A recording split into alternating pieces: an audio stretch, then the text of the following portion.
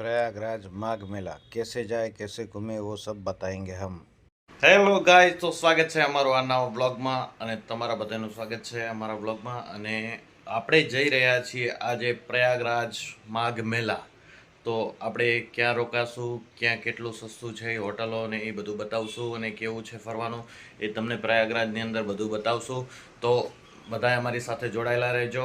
અને આપણા બિસ્તરા પેક થઈ ગયા છે, આપણી ટ્રોલી બેગ ને બધું રેડી થઈ ગયું છે, અને હવે આપણે નીકળવાની તૈયારી છે. તો આપણે ઓલા બોલાઈ છે, તો થોડી વારમાં ગાડી આવશે તો આપણે નીકળશું. તો મિત્રો આપણી ઓલા આવી ગઈ છે અને આપણે ઓલામાં બેસી ગયા છીએ અને જો પાછળથી ઘોડા લોકો આપણને જોઈ રહ્યા છે. આપણે હવે તો આપણે કાલુપુર રેલવે સ્ટેશન આવી ગયા છીએ. ટ્રેન આવવાની તૈયારી છે.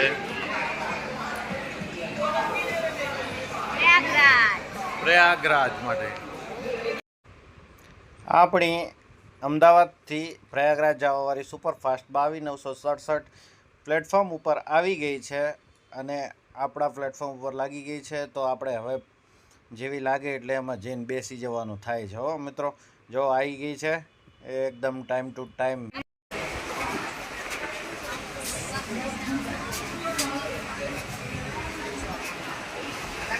તો આપણે આપણી સીટ ઉપર આવી ગયા છે.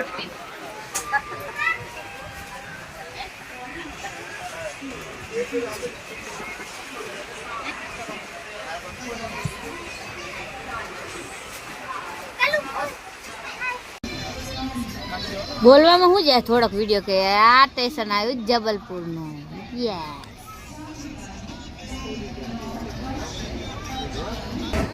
તો મિત્રો હવે આપણે પહોંચ્યા છીએ સંગમનગરી પ્રયાગરાજ, જેને ટેન્ટ સિટી પણ કહેવામાં આવે છે, જે ટેન્ટોની દુનિયાનો રાજા છે, જ્યાં તમને ચારે બાજુ ટેન્ટ ટેન્ટ ટેન્ટ જોવા મળશે. જો ત્યાં પીપા પુલ પણ બનાવવામાં આવેલો છે અને આ બંને સાઈડ ટ્રેનના પટરીઓ છે. અને તમને અહીંયાથી તમને આખું વાતાવરણ બતાવું, તમે જોશો બધે આખી જગ્યામાં જ્યાં દ્રશ્ય દેખાય ત્યાં બધે ટેન્ટ જોવા મળશે. આ દ્રશ્ય છે અત્યારે માઘ મેળાનું. તો માઘ મેળામાં ભરપૂર પ્રમાણમાં દર્શનાર્થીઓ આવ્યા છે અને ખૂબ જ સંખ્યામાં માણસો જોવા મળે છે. બરાબર છે, એકદમ અદ્ભુત દ્રશ્ય છે, જોરદાર. એક વખત જોવાલાયક વસ્તુ છે, તો બધાએ એક વખત ચોક્કસ નિહાળજો. ટેન્ટ સિટી પ્રયાગરાજ માઘ મેળો અત્યારે લાગેલો છે ત્યાં. તો અમે માઘ મેળામાં જઈએ છીએ, તો આપણે એને નિહાળીએ. प्रथम यज्ञ भूखंड धरा पे आज का आगाज है।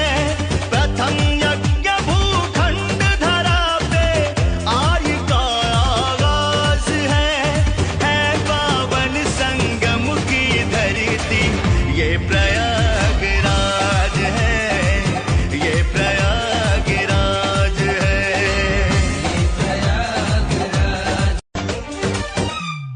प्रथम यज्ञ भूखंड धरा पे आज का आगाज है। प्रथम यज्ञ भूखंड धरा पे आज का आगाज है पावन संगम की धरती। ગીતનો આનંદ માણતા માણતા પહોંચી ગયા છીએ પ્રયાગરાજ રેલવે સ્ટેશને અને આપણે પ્લેટફોર્મ નંબર 1 ઉપર ઉતરી ગયા છીએ અને હવે આપણે જશું પ્રયાગરાજ સિટીમાં અને ત્યાં આપણે જઈને આપણી હોટલ તમને બતાવશું. જો પ્રયાગરાજ પહોંચી ગયા છીએ અને આપણે તમને હોટલ બતાવીએ છીએ. આપણી હોટલ આપણે જ્યાં રોકાણા છીએ ત્યાં રોઝ વર્લ્ડ સ્ટે, એમાં આપણી હોટલ છે. જોરદાર રોકાવા માટેની જગ્યા છે. ત્યાં આપણને રૂમ મળ્યો છે, 2,000 રૂપિયાનો રૂમ છે અને વ્યવસ્થા ખૂબ જ સારી છે. જો અહીંયા રિસેપ્શન છે અને ત્યાં અલમારી ને બધું આપેલું છે અને મોટો બેડ આપેલો છે, જે 4 બેડ કહેવાય છે, જેમાં અમે સમાવેશ થઈ ગયો હતો. પછી અમે ફરવા નીકળ્યા તરત જ. હવે તમને આખું પ્રયાગરાજનું લાઇટિંગ, જે રાતે માઘ મેળામાં ફૂલ મોટા પ્રમાણમાં લાઇટિંગ કરવામાં આવ્યું છે, તે બતાવીશ. અને આપણે ત્યાં ફરતા ફરતા આપણે પ્રયાગરાજ, જ્યાં માઘ મેળો શરૂ થાય છે, ત્યાં ગેટ ઉપર આપણે પહોંચી ગયા છીએ. આ બ્રિજથી ઓલી બાજુ છો તો આપણે તરત જ માઘ મેળાની શરૂઆત થઈ જાય છે. ત્રિવેણી સંગમ જવાનો રસ્તો ત્યાં જ આપવામાં આવેલો છે. તો ત્યાંથી આપણે જેવા બ્રિજ નીચે પહોંચીએ તો બહુ સુંદર મજાના એવા દ્રશ્યો અત્યારે બતાવવામાં આવ્યા છે અને લાઇટિંગ બહુ જોરદાર કરવામાં આવેલી છે. તો આપણે તમને આગળ માઘ મેળાની સુંદરતા નિહાળવા જોવા મળશે અહીંયા તમને સારી એવી. મિત્રો આપણે સંગમ તટ ઉપર પહોંચી ગયા છીએ. તો આપણે હવે જો ત્યાં આપણે સંગમ જવા આપણે જે તટ છે ત્યાં જઈએ તો અત્યારે માઘ મેળાને લઈને ફૂલ એવી સુવિધા કરવામાં આવેલી છે. પ્રશાસન સારી એવી સુવિધાઓ છે કે કોઈ વાહનો ત્યાં ના પહોંચી શકે અને મોટા મેદાનમાં આખું જે છે તટ એના ઉપર બનાવવામાં આવેલી છે. સ્નાન ઘાટ અલગ બનાવવામાં આવેલું છે. દરેક બાજુ જવાનો રસ્તો અલગ અલગ પોલ મૂકવામાં આવ્યા છે. પોલ નંબરો બતાવવામાં આવ્યા છે કે તમે એના દ્વારા કદાચ પબ્લિક વધી જાય તો તમે એ પોલ ઉપરથી તમે ત્યાં મળી જાઓ. અને એવી પણ વ્યવસ્થા બનાવવામાં આવી છે કે તમે કદાચ ખોવાઈ જાઓ તો ત્યાં અનાઉન્સમેન્ટ કરો તો તમે તમારા જે સંબંધી છે એ મળી જાય છે. બરાબર છે. એટલે આખી સુવિધા ફૂલ બનાવવામાં આવી છે. અત્યારે શું રાતનો સમય છે તો આપણે અત્યારે પબ્લિક તો પણ આટલી બધી જોવા મળેલી છે. અમે વસંત પંચમીના દિવસે પહોંચ્યા હતા તો વસંત પંચમીના નાઇટનો સીન છે તો પણ આટલો ક્રાઉડ જોવા મળી રહ્યો છે.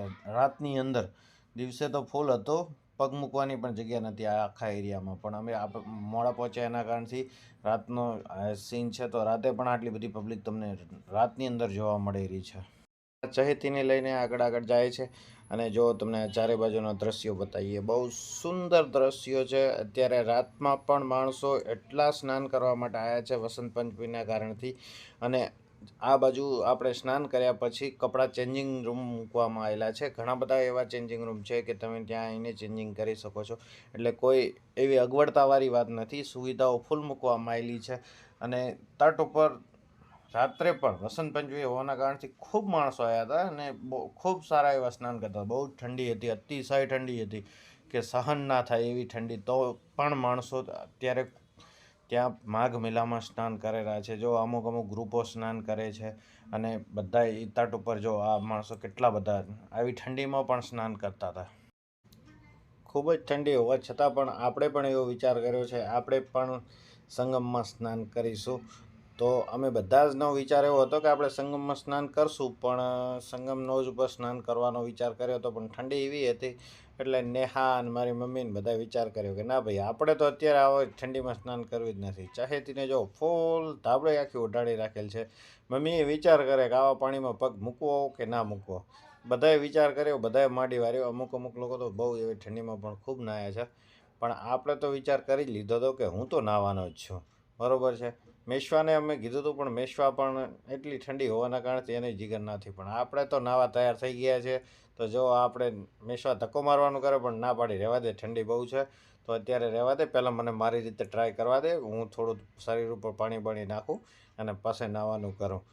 તો પછી આપણે તોય કાંઠા થઈ બજરંગબલીનું નામ લઈ ચડ્ડો ઊંચો કરી અને ઢીંબકો મારી દીધો. ફળના દીકરાએ ટાઢમાં રહેવાતું નહોતું કરવું હું તો એના માટે ઢીમકો મારવા જ પડ્યો.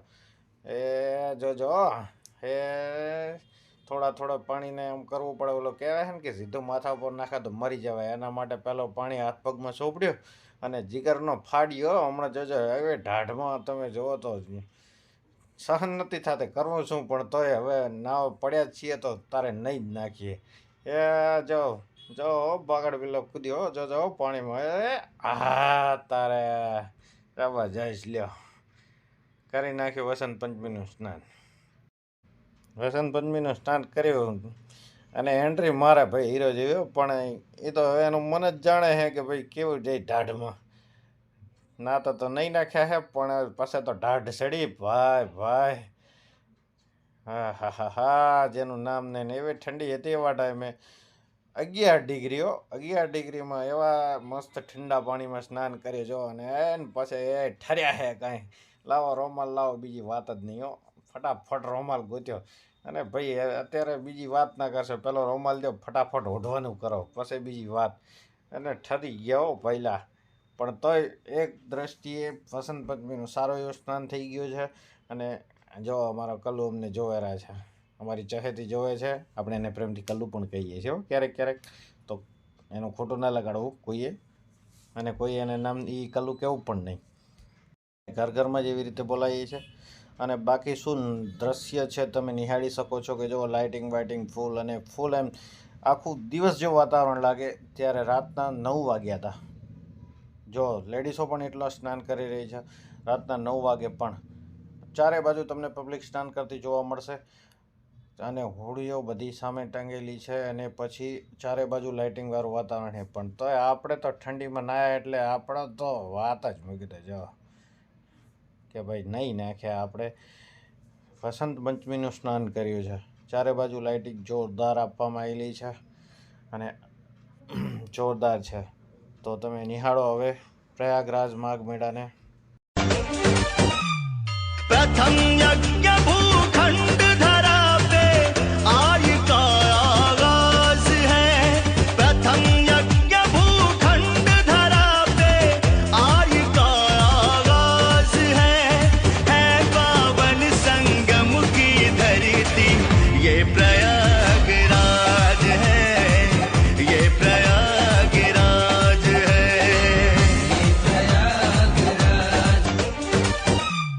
प्रथम यज्ञ भूखंड धरा पे आय का आगाज है. प्रथम यज्ञ भूखंड धरा पे आय का आगाज है पावन संगम की धरती ये प्रयागराज है, ये प्रयागराज है. તો આપણે સંગમમાં સ્નાન કરી અને આપણે હવે પરત ફરી રહ્યા છે આપણી હોટલ તરફ. પણ રસ્તામાં આપણે જમતા જશું તો સારું જમવાનું ગુજરાતી શુદ્ધ શાકાહારી શિવગંગા હોટલ છે ત્યાં આપણે જમ્યા. ત્યાં સરસ મજાની થાળી છે. 130 રૂપિયામાં ફૂલ થાળી જમાડે છે અને જોરદાર સર્વિસ આપે છે. તો આપણે બધા ત્યાં જમજો.